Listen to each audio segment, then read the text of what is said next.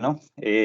Bienvenidos. La idea, ¿cierto? Hoy es empezar un ejercicio nuevo que es un poquito similar al ejercicio, digamos, que terminamos de ver la clase pasada, ¿cierto? Donde ya, aparte de haber resuelto el ejercicio, en realidad, ¿cierto? También fuimos viendo un poco cómo alterar un poco ese mismo ejercicio, pensando, ¿cierto?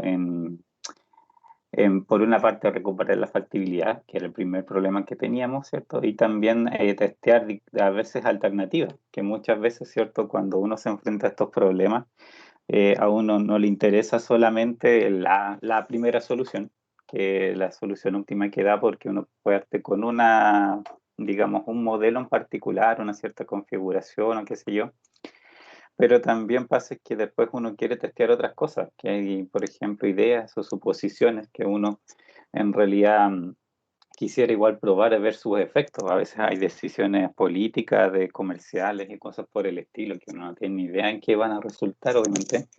Y por lo menos estos modelos sí les permiten tener un poco, digamos, una anticipación cierta a los efectos y tener obviamente una forma fundada de poder justificar o no y saber estar al seguro, ¿cierto?, de implementar o no ciertas medidas. El ejercicio también que vamos a ver hoy, desde el punto de vista del modelamiento, tiene una pequeña particularidad que es interesante.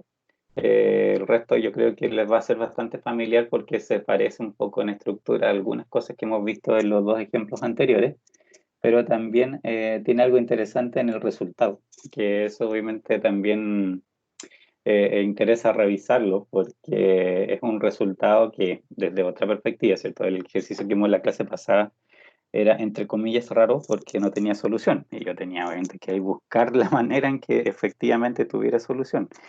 Y por otra parte, en realidad sí tiene solución, da un resultado, pero igual da un resultado que tiene su propia rareza, que en realidad, ¿cierto? En una situación real, como que no es una situación que a uno le gustaría mucho que pasara, porque es una forma un poco desequilibrada de producir. El modelo lo que determina, sí, obviamente, es lo que matemáticamente resulta mejor hacer, pero también en términos de gestión, ese mismo resultado que matemáticamente es súper bueno, en realidad como que en términos más blandos, ¿cierto? Es como poco sensato en cierto sentido. Y eso obviamente también hay la idea de revisar un poco eso. Antes de ir a verlo, no sé si tienen alguna duda en general o alguna cosa que quieran comentar antes de ir a ver el enunciado. ¿No? Ok, entonces, voy a agrandar un pelito la letra porque en cuanto es tan pequeña,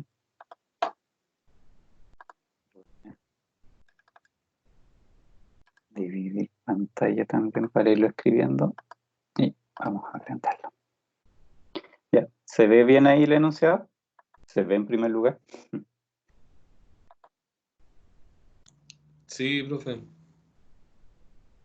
Bueno, en este caso, ¿cierto? Como decía, comparte unas buenas características con el ejercicio que vimos anterior, así que en esa parte ya van a tener un poco idea, ¿cierto?, qué hacer. Pero aquí, ¿cierto?, aparecen algunas cosas también nuevas. ¿De qué se trata? También es un proceso de fabricación de un producto de dos operaciones sucesivas, 1 y 2, que tiene en la tabla siguiente los datos que pertenecen también a 3 meses, junio, julio y agosto. Hay una demanda de producto terminado, ¿ok?, que es de 500, 450 y 600 en cada uno de estos meses. Pero, ¿cierto? La diferencia es que, como se mencionaba antes, aquí el producto final surge después de dos operaciones. Tengo que pasarlo, ¿cierto?, una primera etapa y lo que sale de esa primera etapa entra a la segunda etapa y recién ahí va a ser producto final, recién ahí satisface demanda. Pero, ¿cierto? Aquí entonces hay una interacción, o sea, obviamente una dependencia de la primera y la segunda etapa, particularmente de la segunda, ¿cierto? Que cualquier cosa que la segunda procese necesariamente tiene que haber pasado por la primera. Entonces, obviamente, si yo no fabrico algo en la primera, no tengo ninguna posibilidad, ¿cierto?, de poder hacer algo en la segunda. Entonces, tengo que crear esa dependencia. Las capacidades de operación de cada una, digamos, la capacidad en horas también, ¿cierto? De cada una de estas operaciones, es la que sale que indica aquí, es variable por mes, en el caso de la 1, 800, 700 y 550, en la 2, 1000, 850 y 700. Los tiempos de proceso de cada unidad, ¿cierto? Cuando pasa por cada una de estas operaciones, es de 0,6 en la operación 1 y 0,8 en la operación 2. Aquí no me hablan de tasa de producción, es directamente el tiempo que se demora un producto, así que en este caso, ¿cierto? No tengo que hacer ninguna transformación como lo habíamos hecho en el ejemplo anterior. Sí, también, ¿cierto? En este caso, el tiempo de proceso es igual, digamos, para la etapa 1 y la etapa 2, ¿cierto? Los 3 meses, que eso en realidad es como bastante natural. Y después dice que se permite la sobreproducción o el producto terminado en parte en la operación 1 o el producto terminado final, ¿cierto? De la operación 2 en cualquier mes para su uso en un mes posterior. Esto, ¿cierto? En el fondo, que está diciendo que se permite inventario. Y se permite inventario, ¿cierto? En las dos partes, digamos. Nosotros, ¿cierto? En el ejercicio anterior usamos inventario en la segunda parte, ¿cierto? Que, o sea, en realidad había un solo proceso, pero el inventario, ¿cierto? Nosotros lo utilizábamos para amortiguar la demanda, para poder, ¿cierto? Tener disponibilidad para satisfacer la demanda. Pero en este caso, ¿cierto? Hay también una, entre comillas, demanda de la operación 2 con respecto a la operación 1, ¿cierto? Y ahí también se permite guardar inventario, en realidad, ¿cierto? Yo puedo guardar, en este caso, tanto el producto final como el producto, ¿cierto?, a medio hacer, pasado solamente por la operación 1. Y obviamente ese producto que solo pasó por la operación 1, el mes siguiente o cuando lo ocupe, ¿cierto?, tiene que entrar a la operación 2.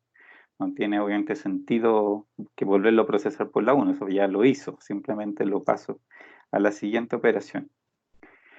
¿Qué más? Dice, los siguientes costos de retención, o sea, los costos de retención son de 0,20 y 0,40 por unidad por mes, respectivamente, obviamente, a la operación 1 0,20 y a la operación 2 0,40. Y los costos de producción, en este caso, sí son variables por mes. En la operación 1, para los 3 meses, es 10, 12 y 11. Y en la operación 2 es 15, 18 y 16. Pero voy a juntar acá arriba. ¿Ya? Son distintos los costos por mes y eso en realidad es como bastante normal. Lo raro sería en realidad que los costos fueran iguales. Y es normal en realidad que los costos varíen mes por mes porque casi siempre los costos cuando se asocian, digamos, a unidades de producto, se refieren, ¿cierto? En realidad es como una mezcla de costos fijos con costos variables. Y los costos fijos siempre, ¿cierto? Se dividen por alguna clase de base que muchas veces, por ejemplo, son la cantidad de días hábiles. Y si yo un mes obviamente tengo más o menos días hábiles, ese costo fijo lo tengo que dividir por un número más grande o más pequeño y por lo tanto, ¿cierto? Me sale una mayor o menor asignación a las unidades de producto. También pasa mucho que, por ejemplo, me varían las materias primas el costo por mes. Por disponibilidad, ¿cierto? Hay materias primas que eventualmente son más o menos, no sé, más o menos disponibles, ¿cierto? En ciertos meses, por tantos motivos, en realidad, a veces por transporte o por, digamos, por literalmente porque el clima influye o cualquier cosa por el estilo, y también eso, por ejemplo, puede influir en la variación de costos de mes por mes. Así que en realidad, como digo, esa es un poco la normalidad, que yo tenga costos de producción distintos. Y aquí se pide en el fondo hacer nomás el modelo de programación, obviamente, que determine cuál es la producción óptima para estos 3 meses. Y tenemos que definir, por supuesto, lo que es de siempre. Cuáles son las variables de decisión.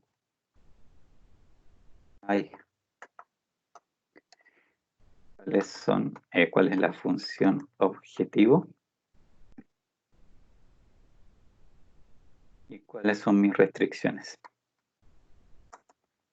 Digamos las 3 cosas que tengo que definir. Voy a separar aquí justo la ventana para poder ir escribiendo las cosas abajo. Y la primera pregunta es, en realidad, y basándose, ¿cierto?, en lo que vimos en el ejemplo anterior, ¿cierto?, que se parece bastante, ¿cierto?, pero La diferencia un poco del ejercicio anterior era que yo tenía dos productos, ¿recuerdan? Cada uno tenía su demanda y en cada uno de esos productos se permitía el tema del inventario. Acá en realidad yo tengo un producto solamente, así que ya no necesito hacer la distinción de producto, pero sí tengo dos operaciones y obviamente sí tengo que hacer la distinción sobre las operaciones. Entonces, primera pregunta es, ¿cierto? ¿Qué variables necesito? ¿Cuáles son, cierto, los tipos de variables que necesito aquí? ¿Y cómo las puedo escribir? O sea, cómo la, digamos, la referencia, así, de cuántos índices ocupo y ese tipo de cosas. ¿Alguna sugerencia? ¿A quién tiene una idea de qué variables de decisión podríamos definir aquí? Yo creo que ahí habrían dos clases. Uno sería, pues como el ejemplo anterior, que sería la variable de producción y la otra serían las variables de inventario. ¿Cierto? Variables de producción y necesito variables de inventario. La primera, ¿cierto? Que me dice cuánto fabrico cuándo, y la otra que en realidad es solamente para traspasar, ¿cierto? De un mes a otro en el fondo los productos. De producción, ¿cuántas variables necesitaría? Serían las mismas 6.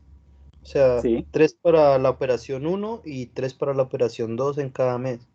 exacto, ¿cierto? En este caso, eh, es como un poco la idea, ¿cierto? Que vimos en el caso anterior, pero en el anterior, ¿cierto? Necesitábamos un índice para separar el producto, ¿cierto? Porque necesitamos que identificar si era producto A o B. Y en este caso, ¿cierto? En realidad, lo que necesitamos identificar es si es operación uno o operación 2, porque es el mismo producto, pero operación uno o 2 y el mes además que eso. Entonces podemos decir que esto es X y J, ¿cierto? Es la cantidad de producto en, aquí podemos decir primero el mes o el proceso. Pues diríamos porque primero el proceso, quizás mejor, cantidad de producto fabricado en la operación Y, con de I obviamente puede ser uno o dos. Se me corrió esto. Uno o dos, ¿cierto? Para operación uno y operación 2 respectivamente. En la operación uno en el mes J, ¿cierto? Y eso también puede ser uno, 2 o 3 para junio, julio y agosto. Entonces, ¿cuáles serían las combinaciones, cierto? La 1, 1. ¿Qué otra? ¿Hasta cuánto me llega con el índice 1? Uno 3. ¿Cierto? Tengo la operación 1, esto, ¿cierto? En el mes 1 tengo la operación 1 en el mes 2 y tengo la operación 1 en el mes 3. Y tengo la operación 2 en el mes 1, operación 2 en el mes 2 y la operación 2 en el mes 3. Voy a subir aquí un poquito. Y aquí podemos obviamente ir escribiendo. X11, ¿qué es lo que es? Cantidad de producto fabricado en la operación 1 en el mes de junio.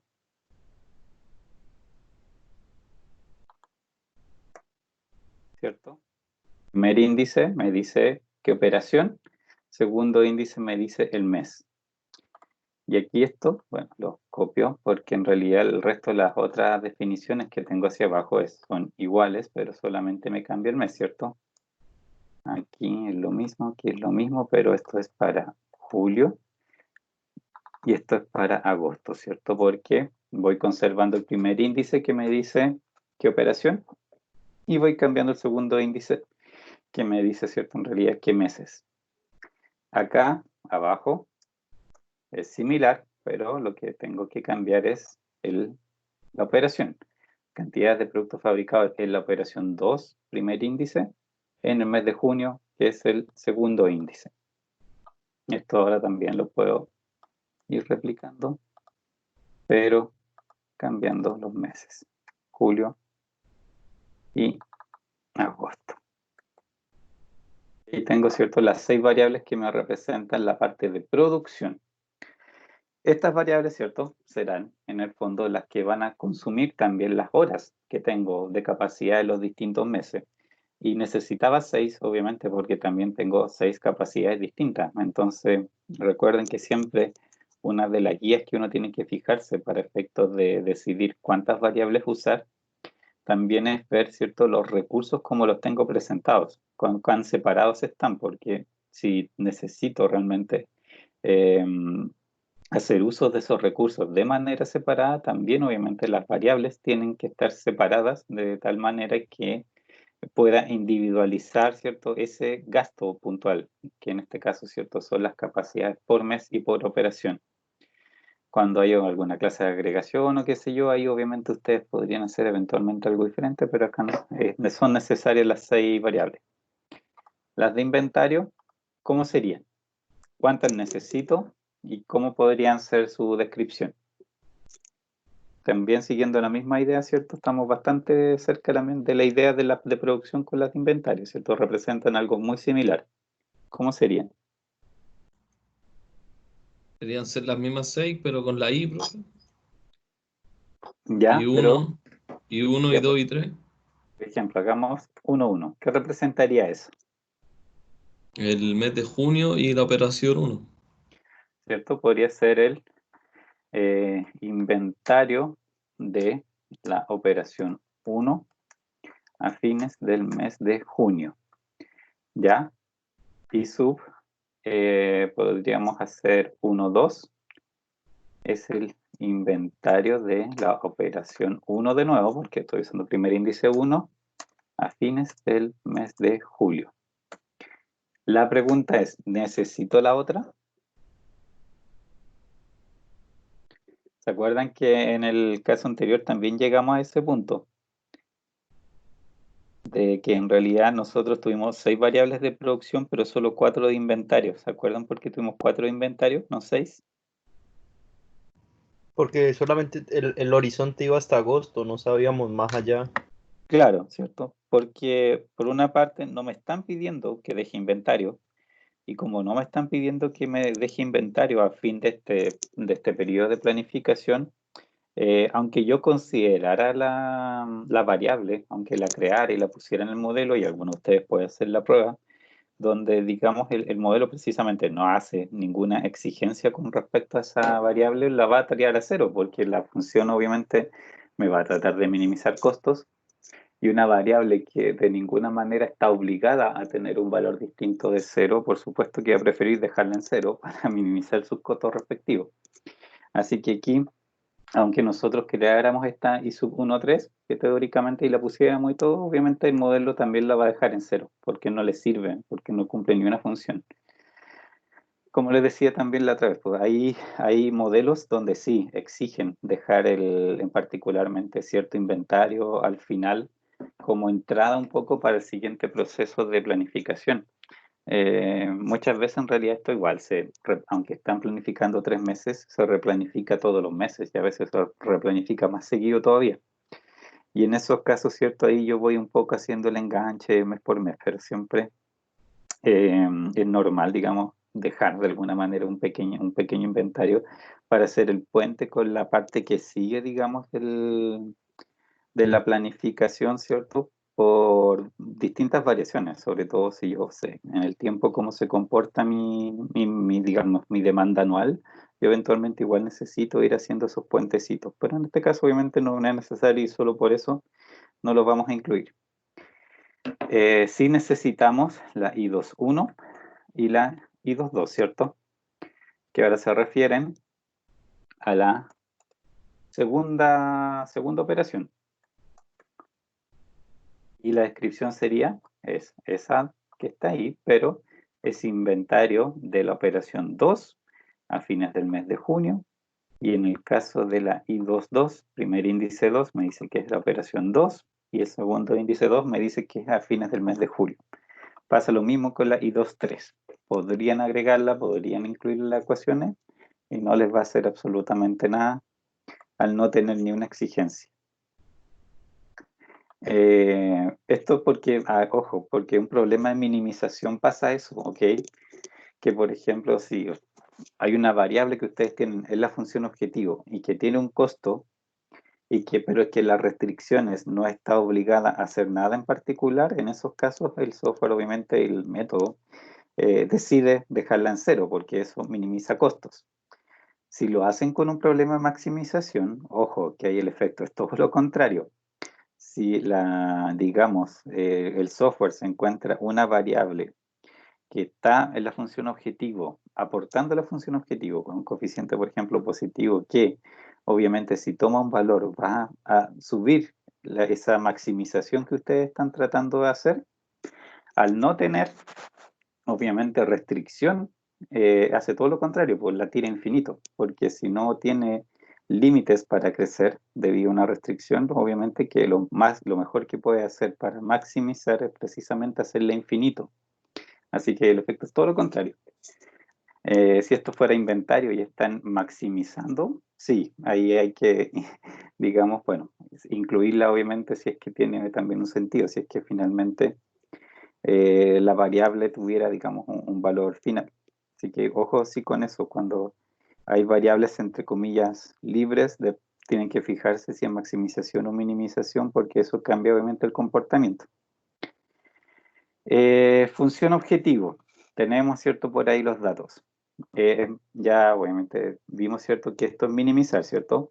¿Se entiende por qué es minimización?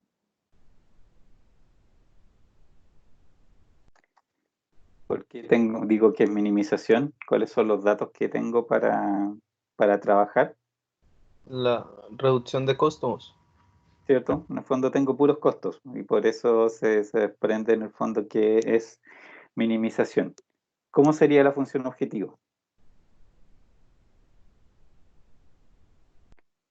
Necesito, ¿cierto? También un poco parecida a la que vimos la semana pasada, que hay una parte que es producción y otra parte que es de inventario. ¿Cómo sería mi parte de producción primero? Claro, la diferencia con el inventario pasado es que cada variable de producción tiene un costo asociado. ¿Cierto? Son distintos en este caso. La anterior, ¿se acuerdan que tenía un costo por producto, pero lo factorizaba, pues yo le ponía 30 paréntesis y todas las variables que tenían que ver con ese producto adentro. Pero en este caso, como vemos, para la operación 1, como dice, el costo de producción es 10, 12 y 11, y para la operación 2 es 15, 18 y 16. Entonces aquí tengo que escribirlo de esa manera, pensando también en estas variables, pues, las distintas, digamos que las distintas variables que están por operación y por mes. Entonces, para la primera operación tengo 10, ¿cierto? Que es en la operación 1 en el mes 1. 12, que viene de ahí, ¿cierto? En la operación 1 en el mes 2. Y 11, que es el tercer costo que me aparece ahí, en la operación 1 en el mes 3. En la otra parte, operación 2, son 15, 18 y 16. Es 15, operación 2, mes 1, 18, operación 2, mes 2, y 16, operación 2, mes 3. ¿Se entiende? ¿Por qué es así?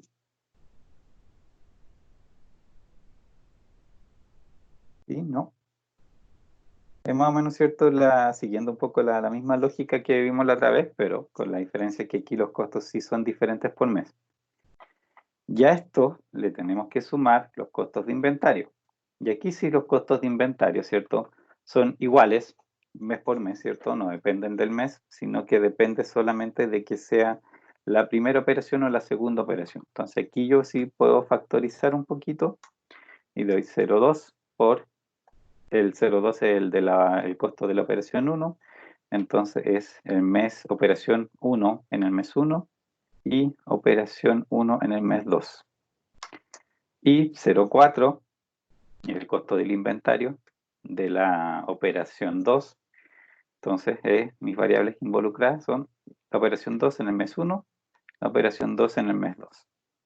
Y de esa manera, ¿cierto? Aquí tengo la función objetivo completa. Como veíamos, ¿cierto? Se parece mucho a la que del ejemplo anterior, con la diferencia aquí que, ¿cierto? Los costos van difiriendo en algunos meses solamente. ¿Dudas de la función objetivo? ¿No? ¿Sí? No, profesor. ¿No? Ok. Entonces, restricciones. Primero, ¿cierto? Hagamos qué tipo de restricciones hay, los grupos de restricciones que hay. ¿Cuáles son aquí los grupos de restricciones que tengo que definir? También, ¿cierto? Estamos bien cerca del, digamos, del modelo anterior, del ejemplo anterior. Son más o menos los mismos grupos. ¿Cuáles serían aquí mis grupos de restricciones? Antes de ir a escribir las restricciones particulares. Las horas, profesor, y las ¿Cierto? capacidades. Lo primero es capacidad de producción. Va a ser un grupo, ¿cierto?, de restricciones. El otro grupo de restricciones, Demanda. demanda de inventario, o que van ligadas, digamos, de manera, digamos, tan súper ligadas, porque obviamente el inventario se ocupa también para satisfacer la demanda. O sea, es un medio que yo uso para amortiguar en el fondo el traspaso de productos, ¿cierto?, para satisfacer la demanda. Producción, a su vez, ¿cuántas restricciones de producción hay? Hay que colocar las horas, profe, en fracción para cada operación. Eh, 3. ¿Por qué fracción? ¿De dónde? ¿Por qué dices fracción de cuál? Porque dice 0,6 horas y 0,8 horas. ¿Ya? Sí, No sé, por por la... producto, Sí, sí. O sea, en realidad se puede, digamos, puedes poner 0,608, eso no es problema directamente. Obviamente multiplicado por la cantidad de productos que estás procesando ahí. Claro, lo que pasa Alguien es dijo, que en el ejercicio pasado se sí, hablaba de piezas por hora. Por eso exacto, era que se lleva 4/3. claro. Y en este caso, ¿cierto? En realidad ya me dicen que el producto se demora 0,6 horas de operación. Ya está en horas. Lo que pasa es que la anterior, ¿cierto? No me habían dado las horas por producto, sino que me habían dicho la tasa de producción, que es distinto, que es al contrario, es lo contrario, ¿cierto? Es cuántas unidades por hora hago. Yo necesito saber cuántas horas por unidad me demoro. Aquí ya están en horas. Así que en este caso no hay que hacer la conversión. Por eso, ¿cierto? Ahí siempre hay que fijarse en eso. Si el dato te lo están dando, cuánto se demora el producto, ahí no hay nada que cambiar. Si lo que te están dando es la tasa de producción, que es cuántas unidades hora, eso sí hay que transformarlo a la unidad para poder, ¿cierto?, hacer la ecuación en el fondo de consumo del tiempo. Aquí ya está hecha. Ya, entonces, ¿cuántas restricciones de capacidad de producción necesito?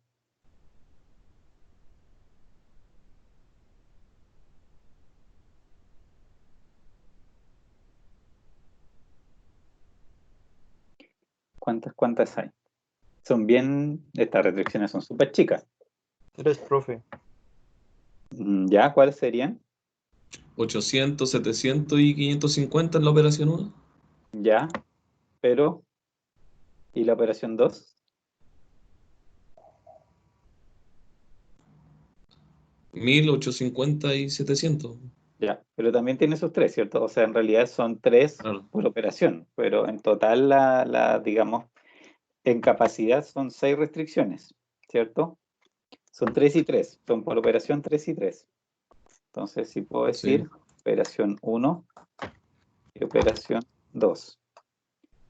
Aquí, a ver, tratar de distinguirlo de alguna manera. Operación 1, ¿cierto? Tengo para los 3 meses 800, 700 y 550. 800, 700, 550. Operación 2, lo voy a escribir al tiro. Son 1850 y 700. Como es capacidad, ¿cierto?, de operación, siempre para mí va a ser menor o igual, porque puede, ¿cierto?, que no lo ocupe todo, pero ay, no, ¿cierto? Y por lo tanto debo darle la posibilidad de que ocupe menos y obviamente se ocupa todo mejor, porque obviamente en ese sentido es más eficiente. Y acá, que por el lado izquierdo, ¿qué es lo que necesito en cada uno de los casos?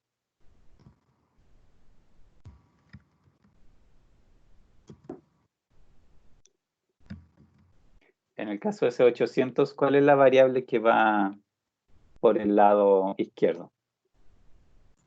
Ahí va que 0,6 por... ¿Ya? Ahí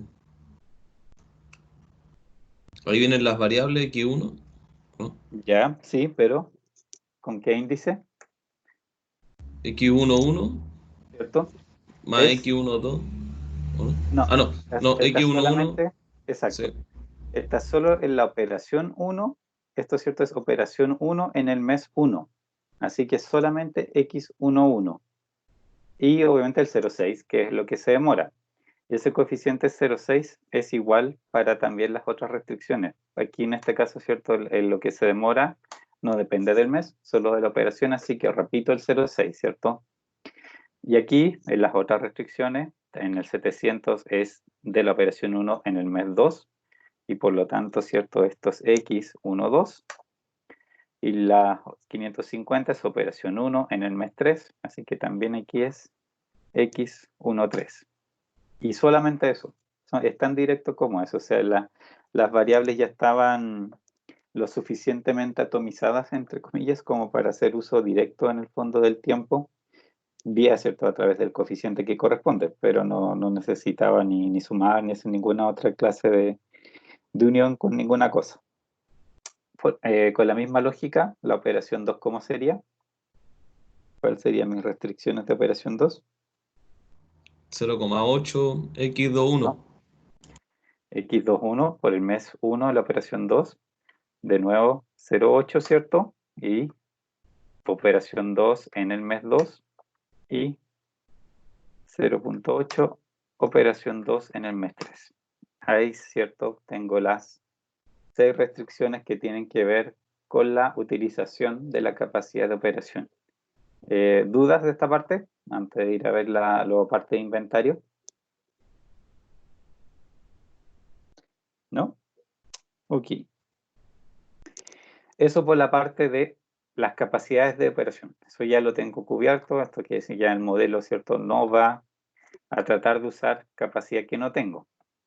Demanda e inventario. Aquí, ¿cierto? Viene ya el tema. ¿Cuántas restricciones necesito de demanda e inventario?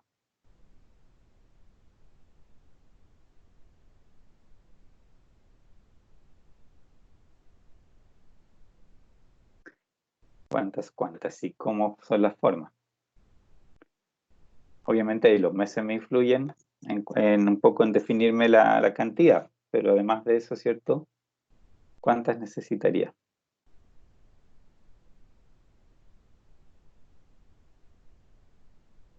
En el ejercicio anterior, profe, partía con el inventario del primer mes, ¿Cierto? X11.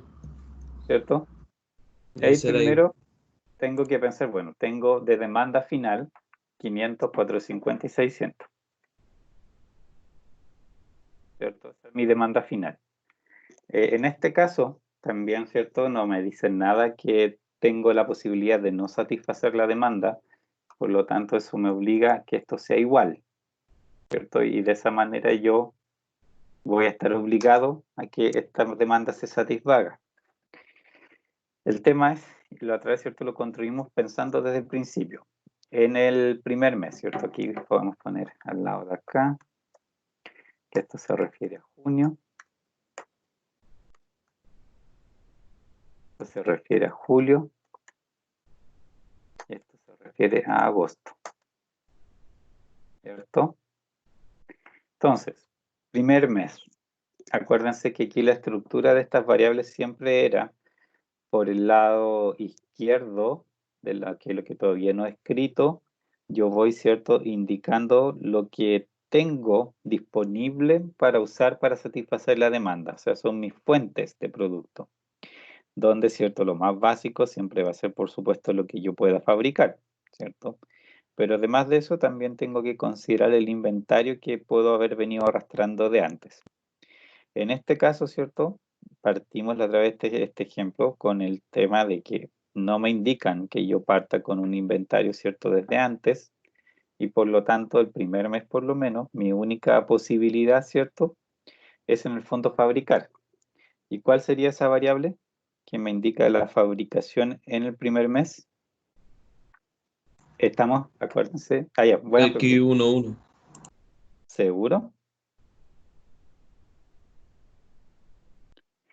Acuérdense que esto tiene dos operaciones. ¿De dónde sale el producto final? X11 más X12. No, es secuencial, recuerden. Lo que pasa, ¿cierto? Operativo más el ¿Sí? segundo proceso operativo. No te escuché bien, se cortó un poco. El primer proceso operativo más ¿Ya? el segundo proceso operativo. De ahí sale la primera cantidad. No, tampoco. Eso es, digamos, una de las diferencias de este ejercicio. Ustedes tienen, ¿cierto?, dos etapas, ¿ya?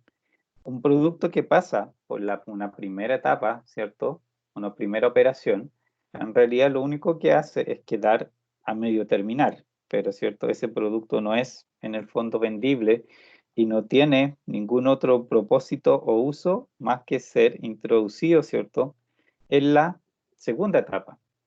Y lo que sale de la segunda etapa, digamos, sí es efectivamente lo que puede ir a demanda. En este caso, ¿cierto?, es solamente el X21, lo que yo produzco en la segunda etapa, en el mes 1, es lo que yo puedo ocupar para satisfacer la demanda. Otra historia aparte es que tengo que asegurarme que lo que yo produzco, ¿cierto?, en esta segunda etapa en ese mes, necesariamente tiene que haber pasado primero por la etapa 1, porque si no, de lo contrario, yo no tendría nada para procesar en la segunda etapa. Pero, ¿cierto?, esa es otra parte del problema. Aquí, la demanda solamente puede ser satisfecha por lo que está saliendo de la operación 2. La operación 1 no tiene nada que ver con la demanda final. Así que es solo X21. ¿Ok? ¿Se entiende? Profe, y Dime. si usted dice eso, es porque, o sea, por ejemplo, si no completa la operación 1, entonces la 2 tampoco va a estar completa. Exacto, ¿cierto? El modelo también te tiene que obligar, entre comillas, a que para, obviamente, satisfacer esos 500, ¿cierto? Tienen que pasar, la etapa 2 tiene que generarlo. Pero además de eso, en otro grupo de ecuaciones, yo tengo que obligar que la etapa 1 también, obviamente, procese suficiente producto como para que la etapa 2 reciba lo que necesita para hacer, digamos, esas 500 unidades, por lo menos. Por supuesto, obviamente puede hacer más por el tema de inventario. Entonces, esa es otra parte, ese otro grupo de restricciones, digamos, el que me relaciona las dos etapas, la 1 con la 2. Y eso, ¿cierto? Ahí obliga, en el fondo, a la 1 que también produzca lo que la 2 necesita. En cierto sentido, de hecho, no, en cierto sentido, es así. La demanda de la etapa 1 es en realidad lo que necesita la etapa 2. Y la etapa 2, su demanda sí es la demanda final de producto. ¿Ok? Y así en general, digamos, funciona en todo cuando hay distintas etapas.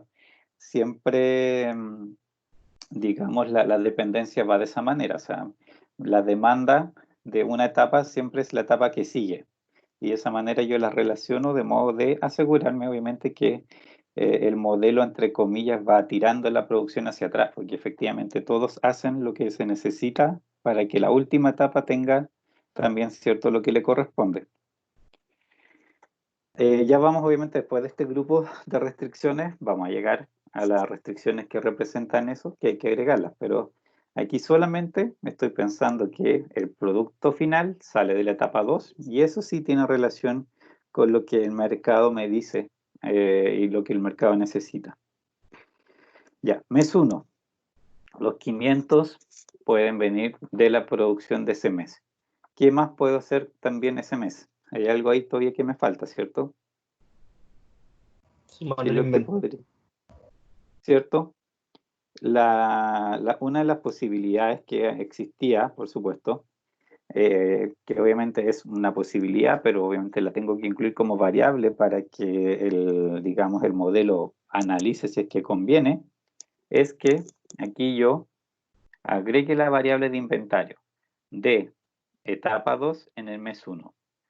Así, X21 podría fabricar más de 500 y la diferencia que tenga con los 500, ¿cierto? Lo que esté sobrando, me lo pone en el inventario y lo traspasa al mes siguiente, ¿cierto? Para ser usado en producción en ese momento.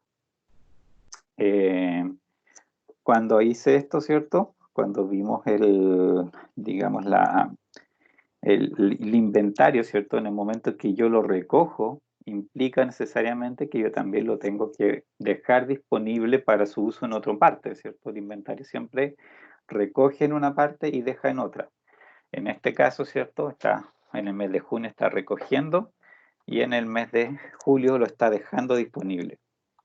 ¿Y cuál es la otra fuente que tengo disponible en el mes de julio para satisfacer esa demanda? X22. ¿Cierto? Es la etapa 2, la producción de la etapa 2 en el mes 2. O por inventario del mes anterior o por lo que produzco ese mes, yo puedo satisfacer los 450. ¿Y qué puede pasar adicional por el lado del uso de esos productos? ¿Qué me falta en esta ecuación?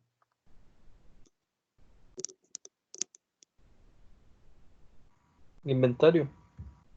¿Cierto? También existe la posibilidad de que yo aquí, además que puede venir arrastrado de antes o que sea fabricación de este mes, yo también, ¿cierto? Puedo tener inventario en el mes 2, ¿cierto? O sea, en la etapa 2, en el mes 2, que tengo que volver a dejar disponible en el próximo. Y para cerrar, por supuesto que el último mes, tengo la posibilidad de que en la etapa 2, en el mes 3, yo también fabrique y de ahí saco, ¿cierto? Los 600 que para satisfacer. Aquí, Profesor, ¿me podría dime, explicar por qué en este caso se está restando? No le presté atención. ¿en qué parte se está restando? ¿En el Lido 2 o yo no alcanzó a ver el más? No, probablemente, a ver, deja agrandarlo, debe ser un tema de Ponele píxeles. zoom, Fabi. Eso no se ha pasado, fíjate, en otras clases me han dicho lo mismo. Y a veces es un tema solamente de píxel que justo se pierden los signos. Voy Ya, a profe. ponerle en negrita. ¿Ahí? ¿Se ve mejor? Sí, se ve mejor. Ya, vamos a ponerlo en negrita porque sí, sí puede pasar, pues, obviamente si es un más. Es tan finito que por supuesto se puede perder los píxeles, pues, sí, es una aproximación lo que hace la pantalla. Eso es, bueno, acá vamos a ponerle también un apellido, es etapa 2. En realidad, ¿cierto? Esto se refiere a la etapa 2. Y necesito hacer una definición similar para la etapa 1. Pero, como les decía, la etapa 1, su característica es que aquí la demanda final es en realidad lo que la etapa 2 necesita. ¿Ok? ¿Cuál es esa demanda en el caso de la etapa 1? ¿Cuál sería su demanda? ¿Cómo la represento?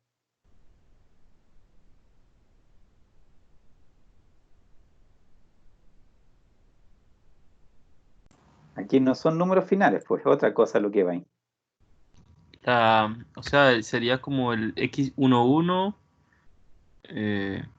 No sé, tendría que, a un lado tendría que ir X11 y al otro lado X21. ¿Cierto? Como base, ¿cierto? Está bien lo que estás diciendo es, yo fabrico, obviamente, en el mes 1, X11 la fabricación en el mes 1. Y al otro lado, ¿cierto? Eso es, dedicamos esa producción del mes 1, ¿cierto? De la etapa 1, está relacionada con la producción, sí está bien, de la etapa 2 en el mes 1, ¿cierto? Por eso esta relación obliga a que en la etapa 1 yo fabrique lo que la 2 necesita. Pero aquí esto, bueno, esto obviamente se refiere a junio, pero aquí me falta algo todavía. Hay una Profe, pequeña cosa no más. tendría que ver con las cantidades totales que necesitan. Por ejemplo, 800, 700 y 550. O sea, al revés. 1850 y 700. No, pero eso son la capacidad de las operaciones. Pero tú dices del O sea, inventario final, sí, porque si ahí dice X11 es igual a X21, se presta para ya, confusión. Tiene que tener como un tope o una relación. ya, no, es que de hecho al hacerlo así, como acá arriba, esta ecuación es la que te va a obligar a que x21 sea al menos 500. Porque obviamente como es igual, os va a ser 500 o más. El más obviamente es la opción de que ocupe i sub 21 para minimizar los costos. Pero x21 al menos va a ser 500. Acá esta relación es la que te obliga a eso. Entonces acá eso se va a trasladar aquí. Y aquí, en cierto, este variable va a ser 500 o más. Y lo que te va a obligar a que x11, ¿cierto? También tome ese valor. En realidad es por arriba, digamos, por el hecho de haber puesto x21 acá abajo, ya estás implícitamente trasladando a estas ecuaciones todas las exigencias que también tiene x21 a su vez. No es necesario escribirlo, en el fondo. Te está en la variable en la que se trae las obligaciones. ¿Se entiende? Sí, ahí se entiende. Pero falta algo todavía. En esta ecuación hay algo más que yo le podría agregar. O sea, que le tengo que agregar. Inventario, ¿cierto? También, ¿cierto? Acuérdense que en este caso se daba la opción de que mi inventario pudiera ser tanto producto final, que ya está acá arriba, pero también, ¿cierto? Yo puedo tener inventario de productos sin terminar. Y eso sería inventario de la etapa 1 en el mes 1, ¿cierto? También puedo simplemente guardar producto que no está terminado. En el mes siguiente, ¿cierto? Sigo la misma estructura. Tengo de partida inventario, ¿cierto? Más lo que pueda fabricar en la etapa 1 en el mes 2. ¿Y eso en qué lo voy a ocupar? X22. ¿Cierto? En lo que en la etapa 2, fabrique en el mes 2. Ahí, ¿cierto? También acá X22 tendrá su propia exigencia, por eso ahí tiene el menos, ¿cierto? Que satisfacer ese 450.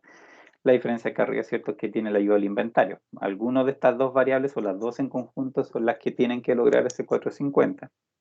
Y a través de eso, lo que acá arriba se decida de qué va a ser finalmente X22, que obviamente puede ser entre 0, 450 o más, va a ser trasladado aquí. Y eso obviamente es lo que te va a establecer obligaciones sobre las otras variables. Esto es, y aquí de nuevo tengo la posibilidad de inventario. Inventario, ¿cierto? De la etapa 1 en el mes 2. Y esto es julio, ¿no? Julio. Y para agosto, el inventario, ¿cierto? De nuevo, de la etapa 1 del mes 2 es mi entrada, más lo que fabrique en la etapa 1 en el mes 3 es lo que ocupo en la etapa 2 en el mes 3. Y aquí, de nuevo, ¿cierto? Está este tema de que no necesito esa otra variable de inventario que teóricamente podría ir ahí, pero que no, en este caso no hay ninguna obligación de que sí sea. Entonces, esta estructura es la que les, digamos, obliga a que en la etapa 1 se fabrique lo que necesita, digamos, la etapa 2. Y como les decía, ¿cierto? En el fondo, la obligación va a venir a través de que la va a arrastrar, digamos, las x2 algo. Esas variables son en el fondo las que me van a obligar a que estas variables, ¿cierto?, sean distintas de 0, porque se traen en el fondo la obligación de los 500, 450 y 600. Acá fíjense, cuando hay variables así de inventario y producción, necesariamente, siempre, si ustedes suman, por ejemplo, todo aquí, después las variables de fabricación, ¿cierto?, las X, necesariamente eso tiene que ser igual a la suma de las demandas, ¿ya? Porque en algún momento se tiene que fabricar lo que se está demandando, y es exactamente ese número. Las sumas completas tienen que ser exactamente iguales. Lo que no sé es cuánto cada una va a aportar, porque hay obviamente, en este caso, cuánto es la suma, 1100, 1550 en total la demanda. perfectamente, por ejemplo, si la capacidad de producción fuera suficiente, perfectamente una sola variable de producción podría hacer todo y las otras dos cero. Entonces, esa distribución es la que yo no sé. Y las variables de inventario, ahí en realidad pueden tomar desde un valor cero hasta también un valor obviamente bien grande, no máximo, porque obviamente no hay 500 ciertos de inventario que son, o sea, 500 de demanda que son del mes 1, que jamás van a ser inventario porque no vienen de ningún lado. Pero por ejemplo, ese 450 y el 600, ¿cierto? 1050 en total, podrían pasar a través de inventario todo el tiempo. Entonces, inventario puede ser, no se sabe mucho cómo va a ser su comportamiento, el total, digamos, de las variables de inventario, pero yo sé que las de producción, su suma, tienen que ser necesariamente igual al total de la demanda, porque en algún momento tiene que ser fabricado lo que yo necesito. Y esa es también, bueno, una forma de chequear que efectivamente el modelo está bueno después, pues, ver que efectivamente yo sí fabriqué todo lo que se necesitaba. En algún momento hay que hacerlo. Y las de acá abajo, también, ¿cierto? Las de variables de producción de la primera etapa necesariamente van a tener que haber hecho en algún momento las 1550 unidades que necesita la demanda final. Puede ser de distinta manera, o como eso, ¿cierto? Puede ser todo en un mes, en 2 meses, distribuido en 3 meses, puede ser exacto lo del mes, puede pasar cualquier cosa. Pero en este caso, ¿cierto? No sé qué exclusión va a ocupar, pero sé que el total necesariamente va a ser así. Eso en el fondo son digamos, las variables, o las ecuaciones de demanda de inventario. ¿Dudas sobre esta parte?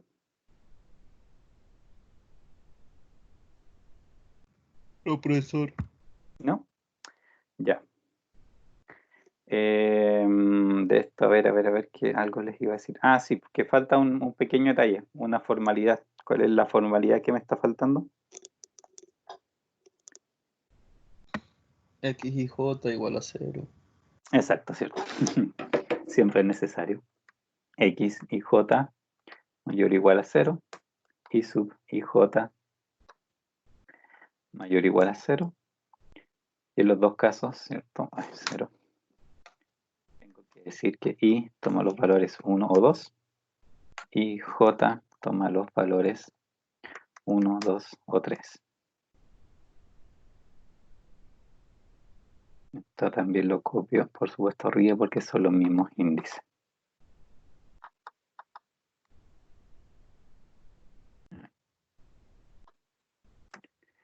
Ya. Ahí eso, formalidad nomás que hay que indicar siempre en el papel. Y ahora, ¿cierto? A ver, veamos nuestro modelo completo. Que está minimizar, ¿cierto? Con todos los términos que ahí aparecen. Ahí se ve mejor.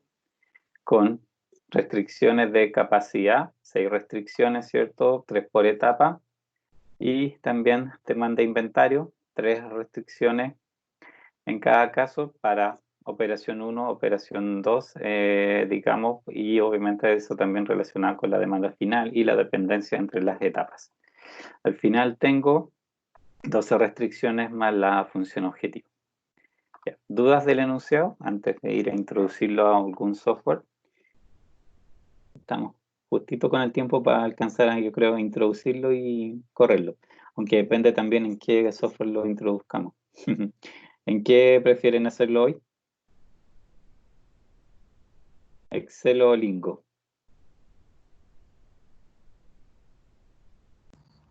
En Excel no va a alcanzar, profe, a ver dudas.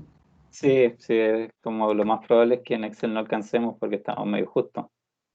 Pero, no sé, uno podría hacer, tratar de, empezar a ingresarlo en Excel y terminamos después la próxima semana, la próxima clase.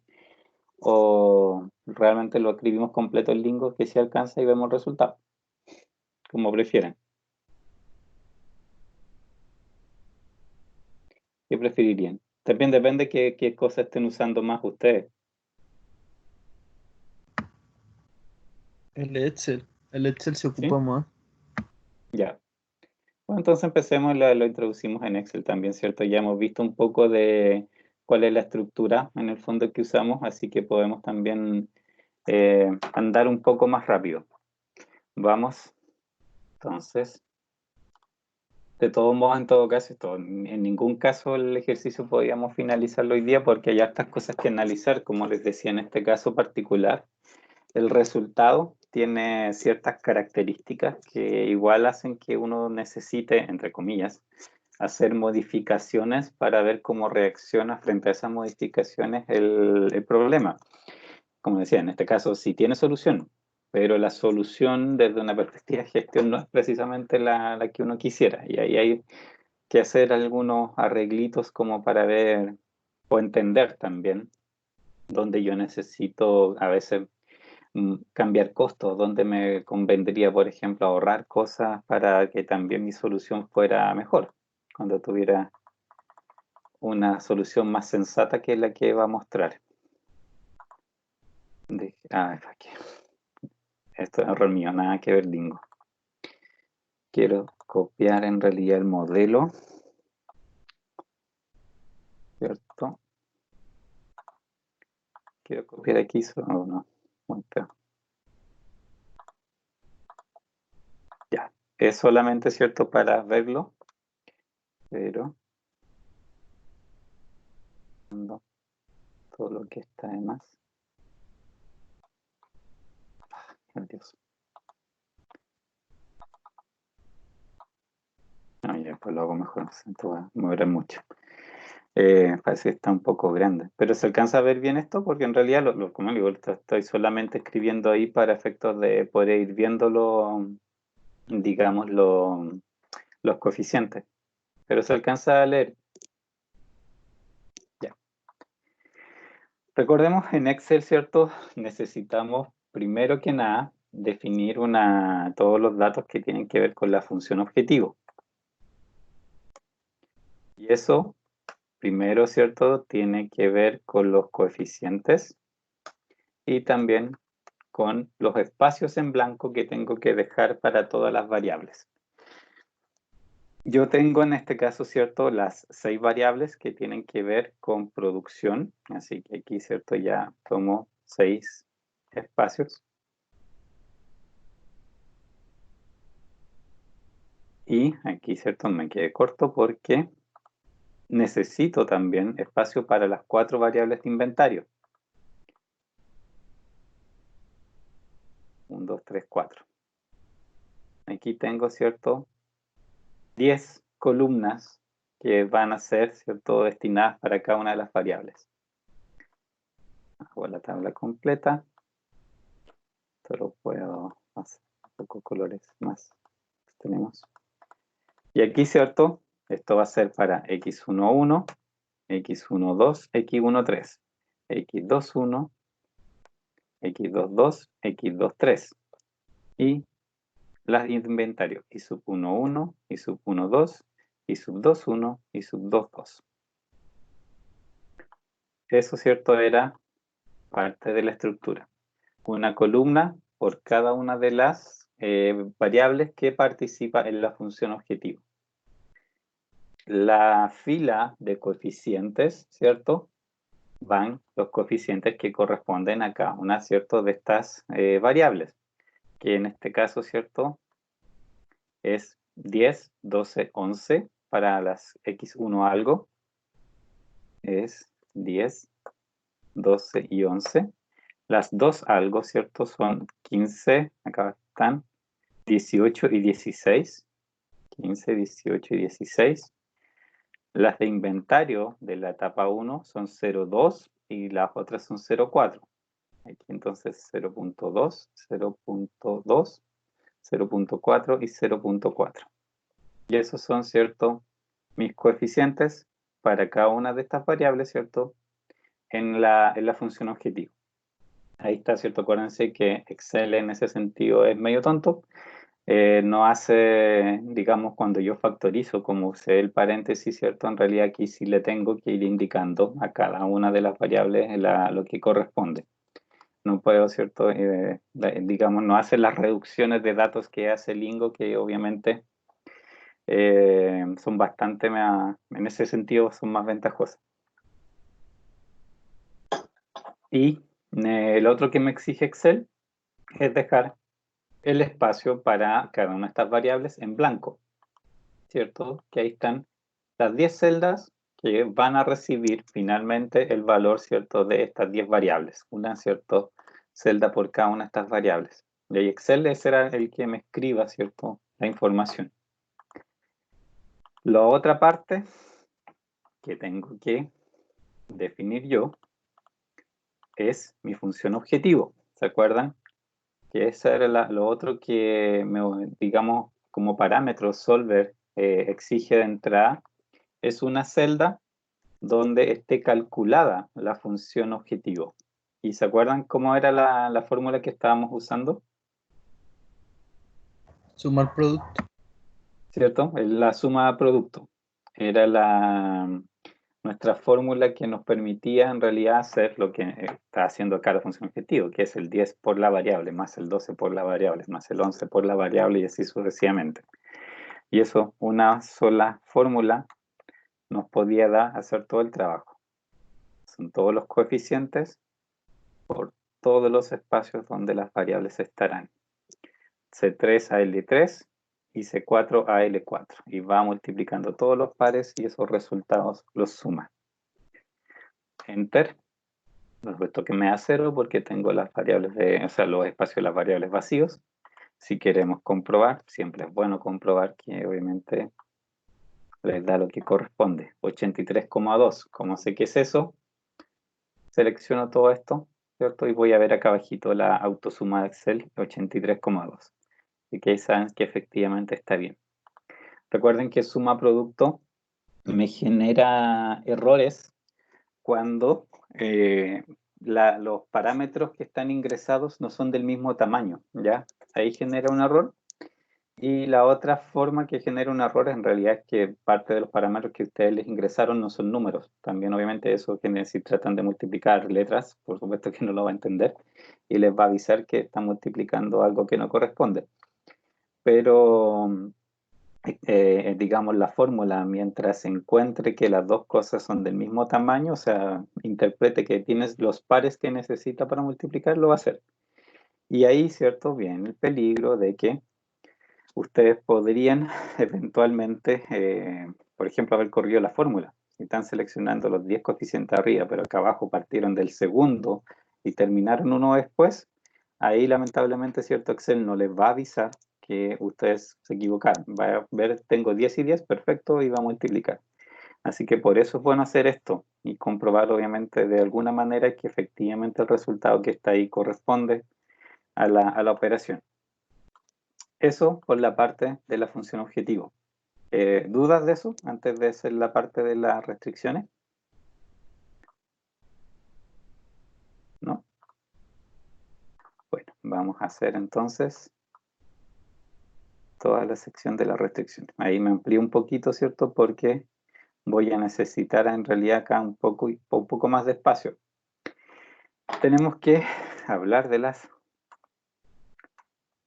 restricciones. Y aquí necesito, de nuevo, necesito sí las 10 columnas para los coeficientes de cada una de estas variables a través de las distintas restricciones, que por supuesto, o sea, vamos a tener una matriz con bien pocos coeficientes, porque por ejemplo, en esta restricción, la única variable que tiene coeficiente es x11 y todas las demás van a ser ceros. Pero obviamente Excel, digamos, me exige esta estructura y aunque ustedes pudieran ingresarlo de otra manera, les aconsejo igual hacerlo de esta manera porque en realidad pueden usar la misma fórmula, ¿cierto? La suma producto arrastrada para todo y también es más claro ver que efectivamente el problema tiene la estructura que ustedes necesitan. Aquí, acuérdense, en las restricciones también necesitamos 3 columnas más por los otros datos, ¿cierto? Que Excel exige que uno le ingrese. Y para abajo, ¿cierto? Es una fila por cada una de las restricciones. Son 12 restricciones que tenemos, así que desde aquí vamos a 12. Tengo ahí 12 por 14. Ahí están mis 12 restricciones. Tengo, sí, la posibilidad, recuerden, de acá, escribir en el fondo de qué se trata cada una de las restricciones, lo que en este caso es bueno porque después los resultados, ¿cierto? Excel cuando me entrega los resultados hace referencia a los nombres de las columnas y de las filas que yo les pongo. Si no le pongo nada, obviamente me muestra la información en base al número de la fila y el nombre y la columna, simplemente me muestra C3, 4 y cosas así. Y obviamente no siempre eso es lo más claro. Entonces mejor obviamente definir nombres. Y aquí yo puedo decir capacidad de operación 1 en junio. Y voy a copiar eso. Ups. Voy a copiarlo acá para después decir que esto es julio. Y esto es agosto. Como es solamente, obviamente, el encabezado, pueden ustedes escribirlo de la manera que lo entiendan simplemente. Para acordarse solamente de qué se trata esa restricción. Acá es capacidad operación 2 en junio, capacidad operación 2 en julio y capacidad operación 2 en agosto. Esto ya me cubre, ¿cierto?, las 6 primeras restricciones. Estas son este grupo de 3, estas otras son el grupo de acá. 3 más que tienen que ver con demanda e inventario de la etapa 2. Por abreviarla, ponemos demanda, era operación 2, junio. Y esto también, ¿cierto? Lo copiamos aquí para cambiárselo a julio. Y en este caso le ponemos agosto. Que lo escribimos así. Nosotros escribimos primero, ¿cierto?, la etapa 2. Y después la operación 1. La dejamos escrita de esta manera. Esto, ¿cierto?, como les digo, mero encabezado solamente para saber de qué se trata cada ecuación después cuando vayamos a leer los resultados, para que quede más claro. Y ahora sí viene el ingreso de los coeficientes, aunque tenemos también que hacer obviamente las últimas 3 columnas, que ya vamos a llegar a eso. Ingresemos primero los coeficientes, por ejemplo, de esta. Como les veíamos, ¿cierto? Es 0,6x11 y por lo tanto es la columna de x11 en esta ecuación, ¿cierto? En esta restricción, la capacidad de operación de junio, es donde va mi 0,6. Y nada más, ¿cierto? Todas estas otras variables en el fondo, digamos, tienen coeficiente 0 en esa ecuación, por eso no aparecen. Y acá, acuérdense, en la última columna, con las 3 extra que yo les agrego, en la última, aquí es donde va el 800. Y aquí, en la anterior, el menor igual. Esto es cierto lo que nosotros le habíamos puesto sentido, y aquí RHS. ¿Se acuerdan que sí las habíamos nombrado? Y esta otra, le habíamos en realidad nosotros puesto cálculo, pero ustedes le pueden dar el nombre que quieren porque es... Acuérdense que lo otro que me exige Excel como estructura es que yo tenga una celda donde tenga calculada la restricción. De la misma manera que calculé la función objetivo, aquí necesito una fórmula que me haga la operación de todos estos coeficientes por los valores de las variables. Pero eso lo vamos a hacer al final. La capacidad de la operación 1 en julio es 0,6x12 menor o igual a 700. ¿Dónde entonces coloco en esta fila, cierto, mi coeficiente de 0,6? X21, profe. O sea, X12. Aquí, 0,6. Y eso al final, de nuevo, ¿cierto? Esto va a ser... ups. Menor o igual a 700. Y esta otra es 0,6x13, entonces me voy a su columna, en la fila que corresponde, 0,6 menor o igual 550. Lo mismo pasa para la operación 2, 0,8x21 acá, menor o igual a 1000, al otro lado, perdón, 1000, La que sigue, x22, ¿cierto? 0,8. Igual a 850. Y acá abajo 0,8 menor o igual a 700. Entonces tengo 800, 700, 550, 1850 y 700. Y basta eso, ¿cierto? En estas ecuaciones en particular, todos los otros coeficientes son 0, excepto, ¿cierto?, los que justo corresponden a la producción de ese mes.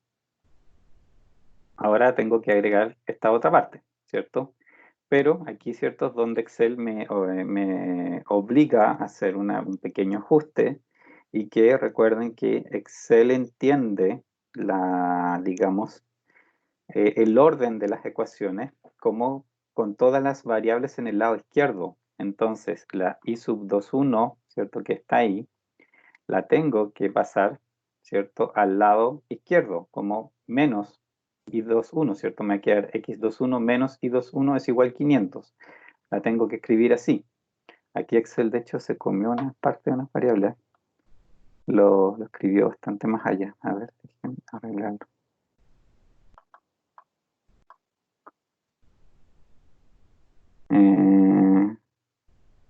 Aquí si viste, lo interpreto mal. Vamos a escribirla acá.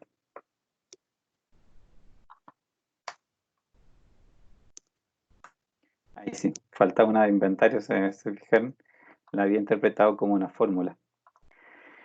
Entonces, en esta etapa, ¿qué me dice? x21 es esta columna, ¿cierto? Estoy en esta fila también. x21, 1. Aquí, ¿cierto?, el coeficiente, si no hay coeficiente visible, es porque el coeficiente de la variable es 1. En ese caso es 1 por x21 menos i1, ¿cierto?, por i sub 21. Es menos 1, ¿cierto? Porque Excel me obliga, ¿cierto?, a que esta variable pase al lado izquierdo. Lo exige, digamos, con ese orden, digamos, en la forma estándar, en el fondo. ¿Sí? Eso es lo que ocupa Excel, la forma estándar del modelo, que implica tener todas las variables en el lado izquierdo. Y aquí sí, Profe, dime. ahí es 1 y menos 1 porque está multiplicando. O sea, ese es el 1 imaginario que uno siempre coloca. No, es porque esta ecuación, de hecho, bueno, podemos dejar verlo en el Word, ¿cierto? Nosotros escribimos estas ecuaciones así, pero Excel me exige que yo las ingrese de esta manera, y no esto, y esta otra como menos y sub, no así. Todas las variables que son de inventario, que están aquí, nosotros las escribimos en el lado derecho. Excel me pide escribirlas acá, en el lado izquierdo, y por eso pasan, digamos, restando. Y con estas también, ¿cierto?, me va a pedir hacer lo mismo. Esta no puede ir ahí, tiene que ir acá restando, y esta tampoco puede ir ahí, tiene que ir al lado de acá restando. Me obliga, no, y esto también, pues, si esta también. Esta tampoco va ahí, se resta aquí, y eso queda con 0. Esta también no va ahí, va restando acá, y queda con 0. Y la última, por supuesto, que hace lo mismo. 0. De esta manera, digamos, Excel me obliga a ingresar esas restricciones. Porque, como decía, Excel en eso es menos amable que Lingo. Me obliga a que todas las variables en las restricciones estén escritas en el lado izquierdo. Así que esta forma, en realidad, es la que voy a tener que ingresar. Yo la podemos escribir acá. Voy a borrar esto. Creo que al borrar se me borró también, obviamente, no la borro. Excelente. Esa es la forma que tiene que ir ingreso. Y la primera que hicimos fue esta, pues x21, 1, menos y sub 21. Y ahí está el menos 1. Igual 500. Es por eso, porque Excel obliga a que todas las variables estén en el lado izquierdo. Lingo entiende que pueden estar al otro lado, pero Excel no. ¿Se entiende? Sí, profe, si yo le preguntaba por Sí. el número, que era 1 porque Ah, adelante de la X no había un número. no, claro, sí, pues todas las veces que aparece la variable sola sin números adelante es porque obviamente hay un 1 ahí de por medio. Ya, nos pilló el tiempo, pero obviamente en la próxima clase partimos de aquí y lo terminamos de ingresar. Yo igual les subo este archivo medio incompleto, pero obviamente ahí lo terminamos de ingresar y lo solucionamos. ¿De acuerdo? Vale, profe, gracias. Ya, bueno, si no hay dudas, nos veremos la próxima clase. Chao, profe, gracias. Chao,